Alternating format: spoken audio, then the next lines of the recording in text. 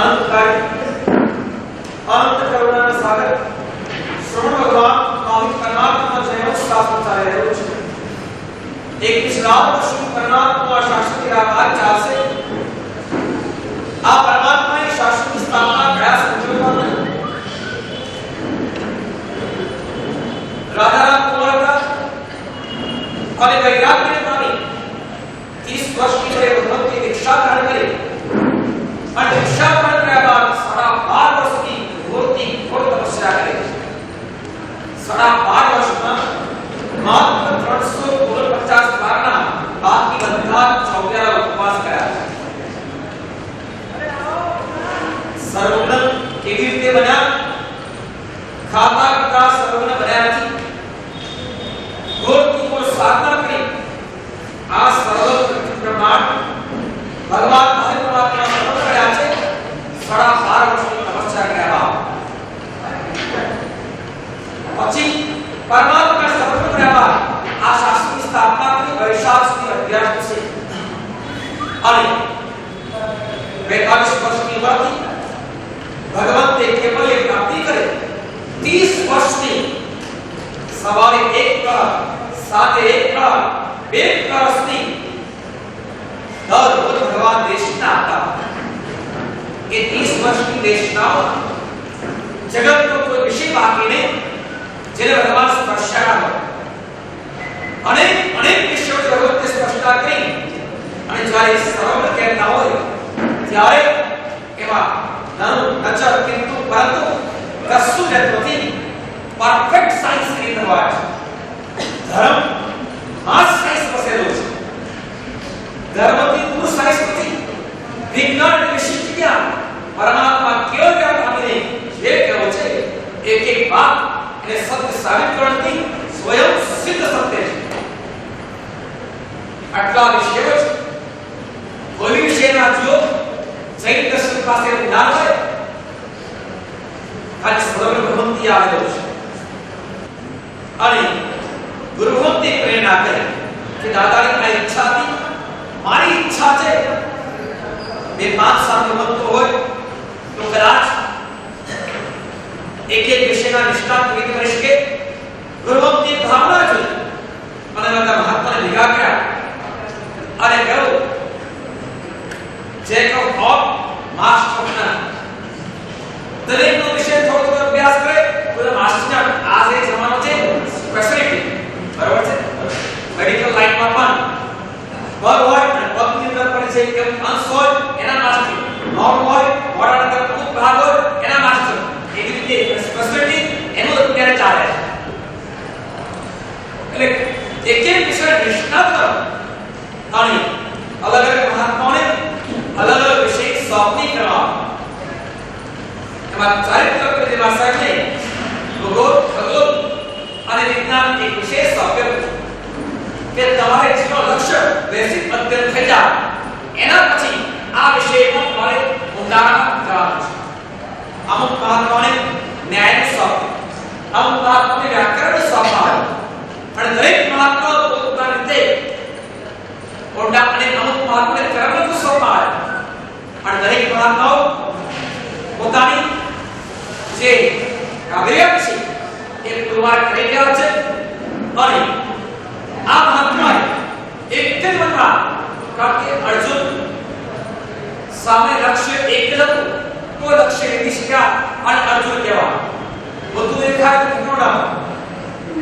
અને આગળ ગ્રંથો શાસ્ત્રો એટલા અદ્ભુત છે આપણે નવું કશું કરવા નથી તકલીફની મનપસંદ પણ જે છે એને લોકભોગ્ય ભાષામાં નો ડાઉટ સંસ્કૃત આપણી ઓરિજિનલ ભાષા છે પરંતુ અત્યારે સંસ્કૃત અને પ્રાકૃત જાણતા ઓછા રહ્યા છે ત્યારે ગુજરાતી હિન્દી ભાષામાં ગ્રંથો તૈયાર થયા ચટણી હોય એના બચ્ચા માલામાં રાખી અને ખવડાવવા માટે એની સિસ્ટમ છે ડાયરેક્ટ દાણા મૂકે તો ખાઈ શકે નહીં એક ચટણી એક દાણા પોતાના મોઢામાં અને ચાવીને એ દાણા એવું ઓછું બનાવે પછી એ બચ્ચાના મોઢામાં કે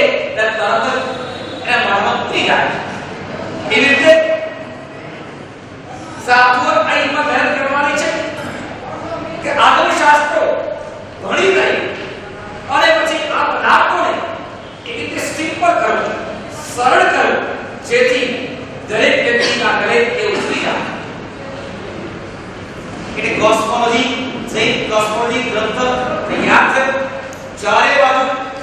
જબરદસ્ત પ્રતિભાવ મળ્યો, ઉત્સાહની વૃદ્ધિ થઈ। એક જ વિષય પર 108 વિષયો, એક પાનામાં એક વિષય પૂરો થાય। આમ તો એક વિષયો છે, આ લઘુ સંગણી, વૃષ સંગણી અને જે વૃષ કુસુમા, આ બધા એક વિશાળ વિરાટ ગ્રંથો છે, લોક પ્રકાશ વિરાટ ગ્રંથો છે। જે ગ્રંથો બધા ક્યારે બની? 300 ગ્રંથો આધાર લઈ અને એક પાનામાં એક વિષય પૂરો થાય।